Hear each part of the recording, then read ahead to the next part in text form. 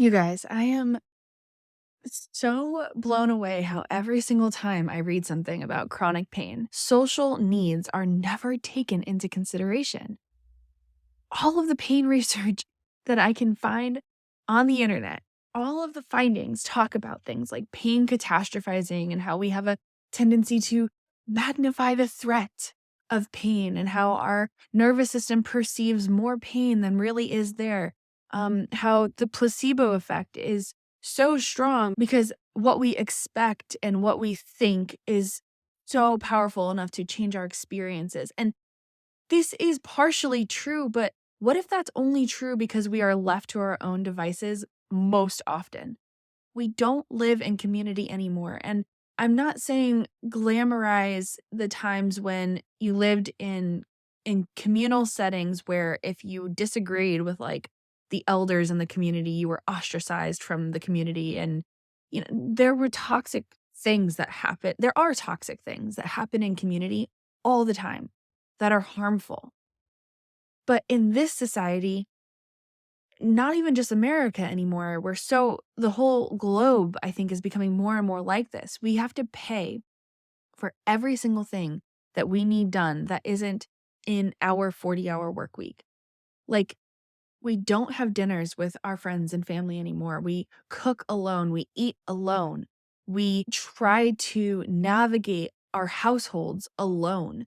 Even when you live in a two-person household, it's too much to keep everything clean, make sure food is, the exact right food is on your table at all times, balanced, healthy meals. Like these things are so important. But the reason we're all struggling so much is because we're trying to do it alone.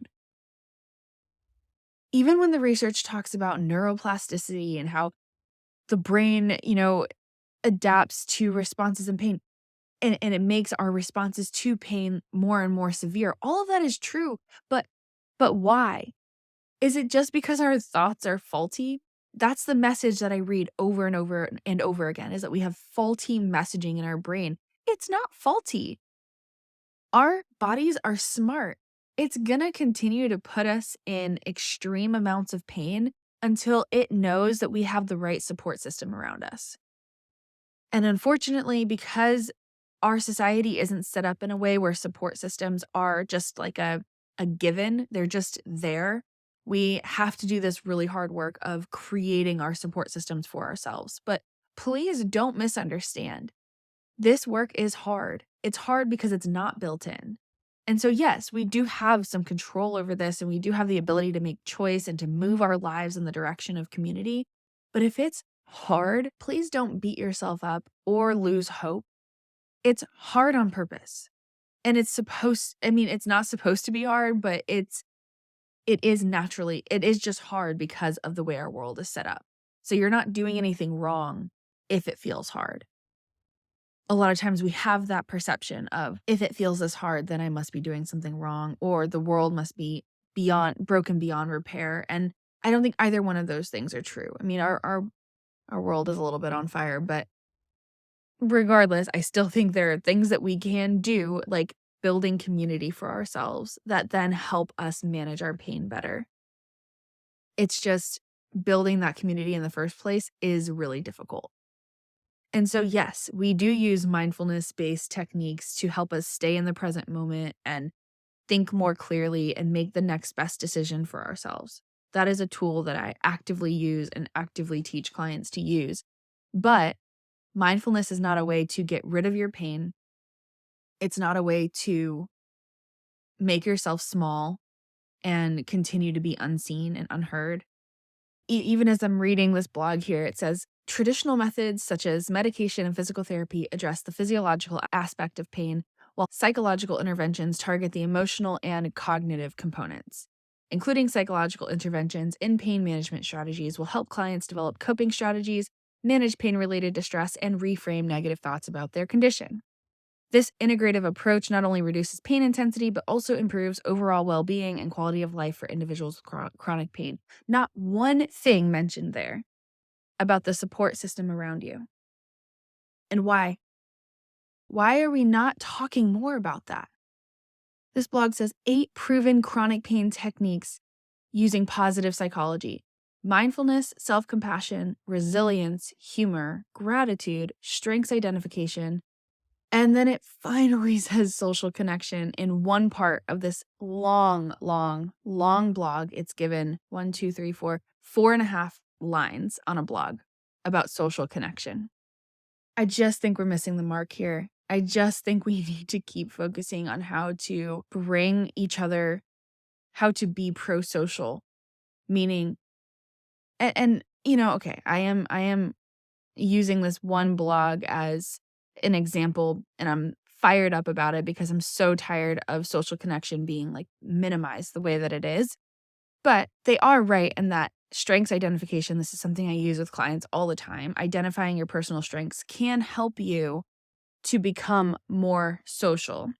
It helps you to see strengths in others and to understand what you're able to do for yourself, what you're able to do for others, because that's important. We like to have reciprocal relationships.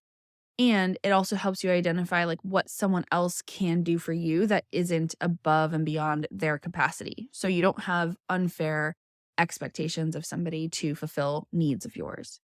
So this stuff is complicated, right? And that's why I'm doing these monthly workshops, because I think that there's so much nuance and I just don't think it's easy to talk about. But when you're reading about pain management, please know, like, and you can do all of the mindfulness techniques in the world.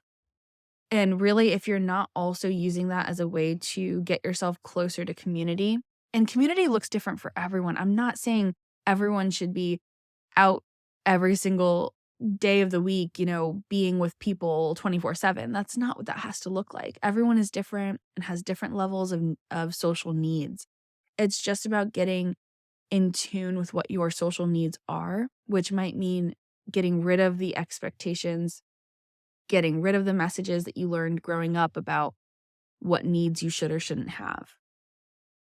This is deep work. Sometimes it's easy. Sometimes, most of the time, it's not. So be easy with yourself, be gentle with yourself, and just know that all of the personal development work in the world is a lot easier when you have people around you who are like-minded and who are also working on the same thing or have succeeded already at that thing and you're learning from them.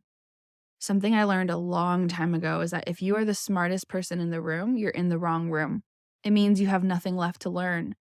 But a lot of us like to be in that place where, we're not learning from others. We are the one who maybe knows more in the room because it makes us feel safe and it makes us feel competent. And I think that there's a time and a place for that.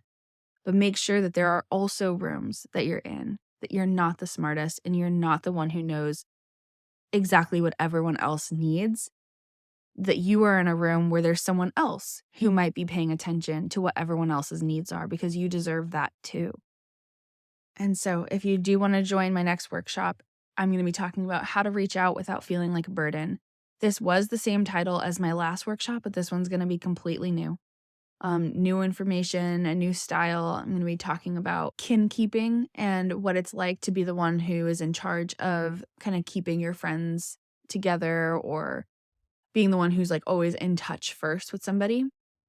We'll be talking about how to evaluate your support system and know who is kind of right for you in different areas of your life. And we're going to get really honest about what you want your life to look like in relationship with others. So that workshop is going to be June 8th at 10 a.m. Eastern. You can sign up for it in the link in the show notes. And my next two workshops will be July 6th, Living with ADHD and Chronic Pain and Illness. And then August 17th at 10 a.m., we're doing a 2-hour workshop instead of one on how we treat Lyme disease with the whole person in mind, with Dr. Frank Song out of Vermont and Connecticut. And I'm really excited for that one. So stay in touch. Stay tuned. I will let you know more. And my email list is the best way to stay up to date with this. As you know, sometimes I am not fully consistent with uploading podcasts, but I am continuously trying to improve that. So definitely sign up for my email newsletter if you want to know when I have more workshops. Talk to you all soon. Thanks for listening. If you learned something new today, consider writing it down in your phone notes or journal and make that new neural pathway light up. Better yet, I'd love to hear from you. Send me a DM on Instagram, email me, or leave a voice memo for us to play on the next show. The way you summarize your takeaways can be the perfect little soundbite that someone else might need. And lastly, leaving a review really helps others find this podcast, so please do if you found this episode helpful. And P.S., clicking subscribe ensures you'll be here for the next episode. See you then!